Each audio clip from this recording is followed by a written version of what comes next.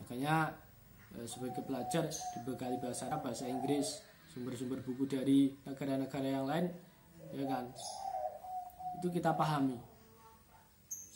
ya kan? Jadi di sisi lain di sini berarti apa? Gerakan literasi membaca, memahami, ya kan, dari buku-buku para ulama terdahulu, dari kitab-kitab terdahulu, sering mengkaji, mempelajari.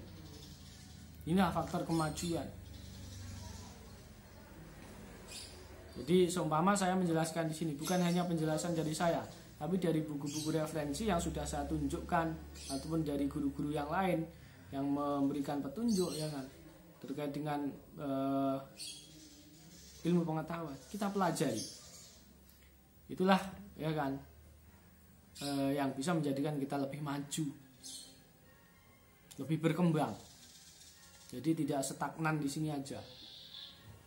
Jadi Islam itu mengajarkan kemajuan, perkembangan bagi umatnya.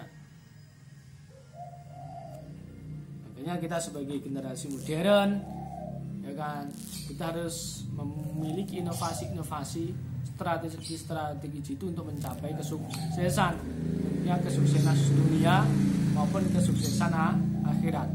Termisu, banyak sekali motor lewat, gitu ya. Itu. Jadi jendela pengetahuan itu melalui membaca. Makanya literasi membaca dan menulis itu penting, budaya itu. Makanya materi pembelajaran ini saya pun juga sering memberikan penugasan berupa resume menulis dari buku yang dia baca.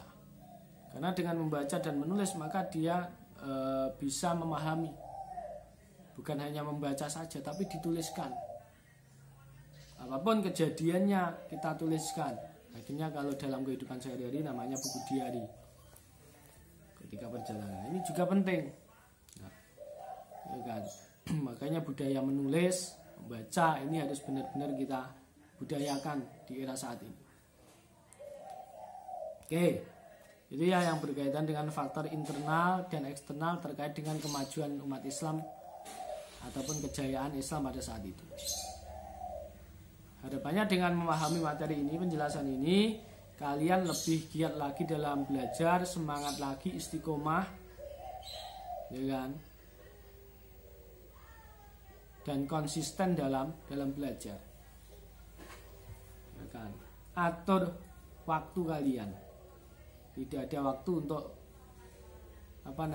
bermain-main di saat kalian masih dalam posisi sebagai seorang pelajar atau siswa. Nah ini, kemudian tokoh-tokoh yang tadi saya sampaikan, tokoh-tokoh kejayaan pada masa itu muncul ya para cendekiawan Muslim. Ya kan?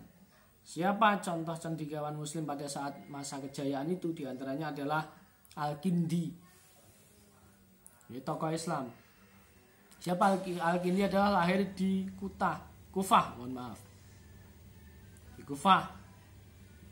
pada tahun 805 Masehi. Ya kan, Al-Kindi ini dijuluki sebagai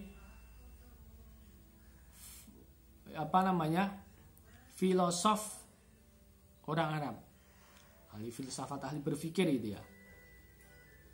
Kemudian Al-Kindi wafat di Baghdad pada tahun 873 Masehi. Jadi tokoh filosof, tokoh filsafat Islam itu adalah Al-Kindi. Ya kan, tokoh berpikir itu ya.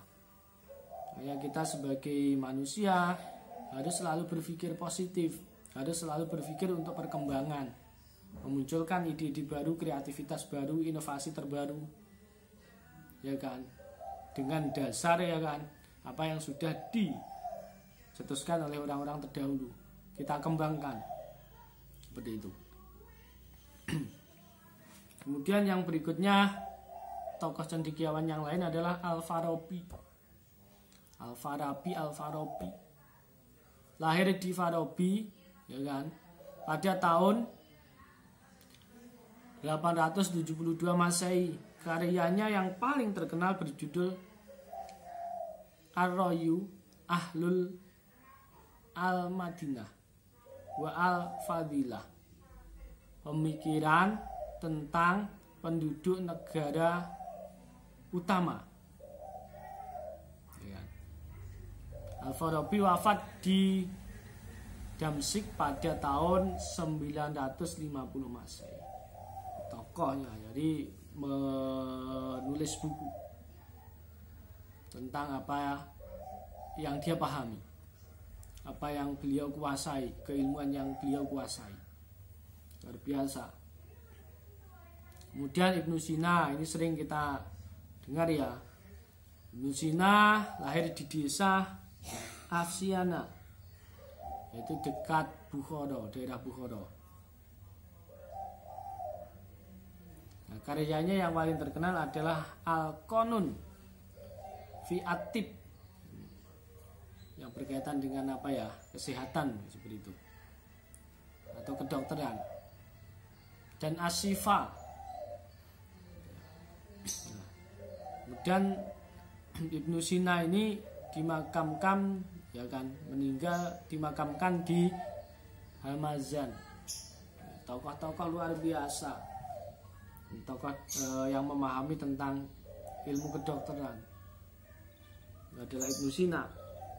Kemudian ada tokoh Jabir bin Hayyan, cendekiawan, para pemikir, ya kan. Jabir bin Hayyan di dunia barat dikenal dengan nama siapa ini? Geber, Geber, itu apa ya bahasanya itu. Nah, ia adalah seorang ahli kimia dan pendiri laboratorium pertama di Damaskus. Nah, dia ahli kimia luar biasa. Al-Hayyan, Jabir bin Hayyan lahir di Kufah, Irak pada tahun 721 Masehi dan wafat pada tahun 815 Masehi.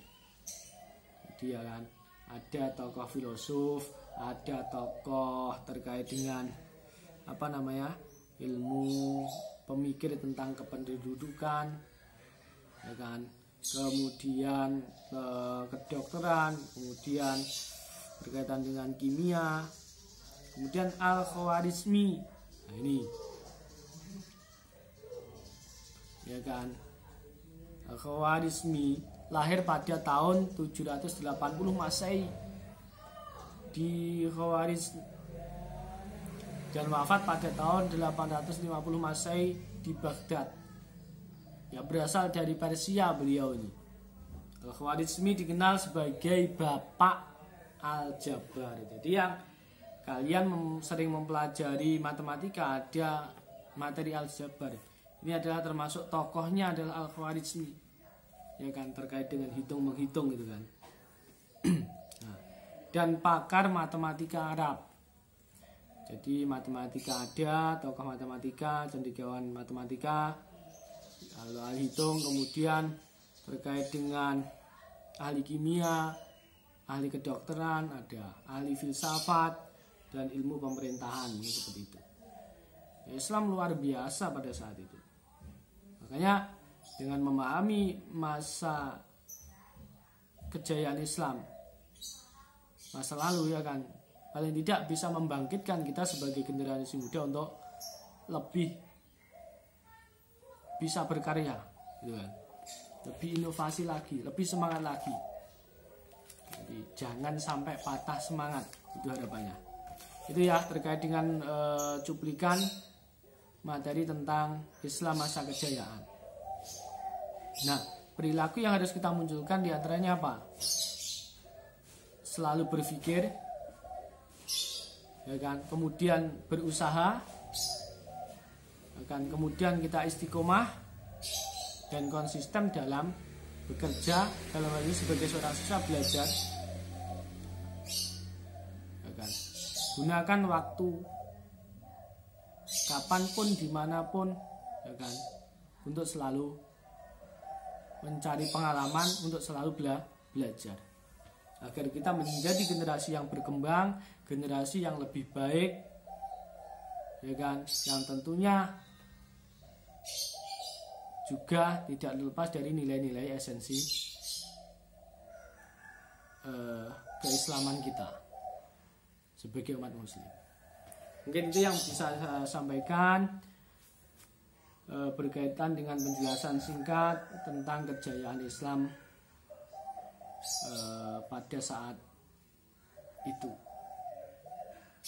ya kan.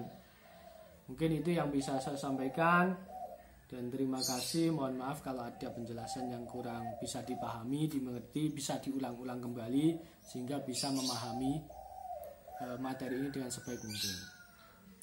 Ya, budayakan membaca, budayakan untuk bisa mengkaji, memahami secara mendalam, bukan hanya sekedar mendengarkan sekilas saja,